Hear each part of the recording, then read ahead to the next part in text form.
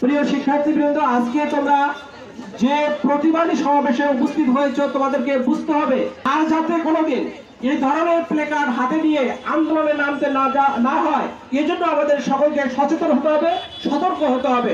আমাদের যদি নৈতিক শিক্ষা, পারিবারিক শিক্ষা এবং ধর্মীয় শিক্ষার যদি আমরা উন্নতি করতে না পারি, তাহলে যত বড় কঠোর আইনি করা হোক না কেন, তাহলে কিন্তু সেটা বাস্তবায়ন হবে না এবং সেটা কিন্তু সফল হবে না। তো আজকে এই দর্শনের যে বিস্তৃতি করেছে, এর পিছনে রাজনৈতিক কারণও আছে আমি মনে করি। কারণ দীর্ঘ 16 বছর এই দেশে যারা ধর্মীয় শিক্ষাকে, নৈতিক শিক্ষাকে পদদলিত করে একটি পশ্চিমা কালচার সৃষ্টি করেছে বাংলাদেশের মানুষকে, তাদের জন্য আজকে দর্শনের ভয়াবহ চিত্র আমাদেরকে দেখতে হচ্ছে।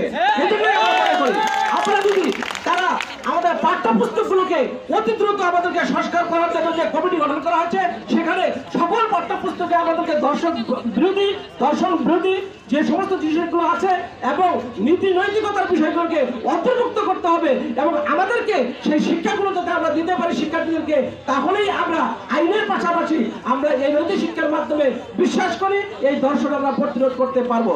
তাই আমরা মনে করি যে এই দীর্ঘ 16 বছরে তিলে তিলে একজন মূলত পশ্চিমা কালচার, শুধু পশ্চিমা কালচার নয়, ইফতিজার নয়, আজকে এই সমাজ নেশাগ্রস্ত হয়ে গেছে, নেশার পরিবর্তন বৃদ্ধি পেয়েছে। ওই যে 16 বছর দুঃশাসনের কারণে, ইন্ডিয়ানের সাথে সুসম্পর্ক বন্ধুত্ব করার কারণে তারা আমাদেরকে শুধু কি দিয়েছে, শেখ হাসিনা উজাড় করে ভারতকে দিয়েছে আমাদের সম্পদ, আর ভারত উজাড় করে পাঠিয়েছে আমাদেরকে কি নেশা জাতীয় মাদক।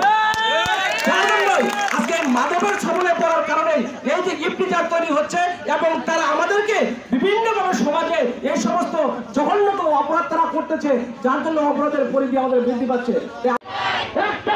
দর্শক দল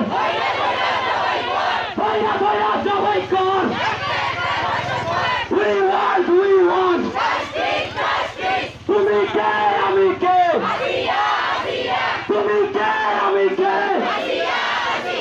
একটা দর্শক দল। ধন্যবাদ সবাইকে।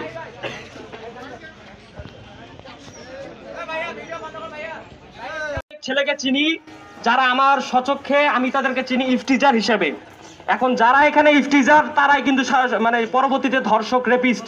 এখন এখানে অনেক ছেলে এসেছে প্রতিবাদ করতে, কিন্তু তাদের প্রতিবাদকে আমার মনে হয় না তারা এখানে প্রতিবাদের জন্য এসেছে, তারা এসেছে ফ্যান্টাসি উপলক্ষে।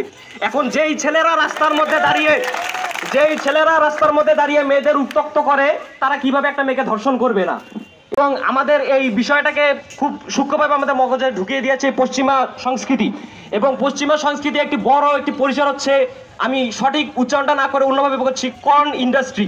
এবং বিলিয়ন ডলারের এই কর্ন ইন্ডাস্ট্রির বর্তমানে সব থেকে জনপ্রিয় একটি মাধ্যম হচ্ছে চাইল্ড কর্ন। এবং এই চাইল্ড কর্নের মাধ্যমে কিন্তু একজন সুস্থ মস্তিষ্কের মানুষের মস্তিষ্কটা বিকৃত হয়ে যায়। না হলে কিভাবে একজন 8 বছরের শিশুর প্রতি একজন মানুষের যৌন চাহিদা আসতে পারে? যেখানে আমি আমার এক 8 বছরের 7 বছরের চাচাতো, খালাতো, ফুফাতো বোনকে কোলে নিয়ে চুমু খাই, সেখানে কিভাবে তার উপর এরকম অমানবিক অত্যাচার এবং ধর্ষণ করা হয়? তো এটার জন্য আমাদের সর্বপ্রথম পশ্চিমা সংস্কৃতি এসব ইন্ডাস্ট্রিকে রাষ্ট্রীয়ভাবে একদম নিষিদ্ধ করতে হবে। যদিও বাংলাদেশে এসব নিষিদ্ধ রয়েছে সরকারিভাবে, কিন্তু এরপরও বিভিন্ন প্রক্সি মাধ্যমে এসবে সাইটগুলোতে যাওয়া হচ্ছে এবং বাংলাদেশের মানুষের মস্তিষ্কটা বিকৃত হয়ে যাচ্ছে। এবং একটি জরিপ অনুযায়ী বাংলাদেশের গ্রামাঞ্চলের মানুষরা, সেটা 28 থেকে 58 বছর বয়সী মানুষের সব থেকে বেশি এই বিকৃত মস্তিষ্কের হয়ে থাকে, যেখানে তারা চাইল্ড কর্নের প্রতি আসক্ত হয়ে থাকে। তো আমরা এখান থেকে এদিকে চাবি তুলতে চাই যে রাষ্ট্রীয়ভাবে খুব কঠোর একটি আইন প্রণয়ন করা হোক, যাতে ধর্ষকদের খুব দ্রুত একটি বিচার করা হয় এবং সেটা মৃত্যুদণ্ড ছাড়া আর কিছু নয়। এ পর্যায়ে বক্তব্য রাখবেন আমাদের 12 মহাবিদ্যালয়ের মহাবিদ্যালয়ের সুনামধন্য স্যার জনাব মাহবুবুর রহমান সাহেব স্যার। আপনারা হয়তো জানেন আজকে বন্ধের দিন, রোজা হওয়ার কারণে বন্ধের দিনেও আমাদের এই স্টুডেন্টের উপস্থিতি মনে করি যে তারা কতটুকু সচেতন। আমি ধন্যবাদ জানাই গৌরপুরমগঞ্জ ভুতুরিয়া কলেজের স্টুডেন্টদের তারা এই একটি সচেতনতামূলক র্যালি করার জন্য। আমরা গৌরপুরমগঞ্জ ভুতুরিয়া কলেজের সকল শিক্ষক, কর্মকর্তা, কর্মচারী এর যারা ধর্ষক যারা, তাদের দৃষ্টান্তমূলক শাস্তি দাবি করে আমি আমার সংক্ষিপ্ত বক্তব্য রেখেছি। ধন্যবাদ।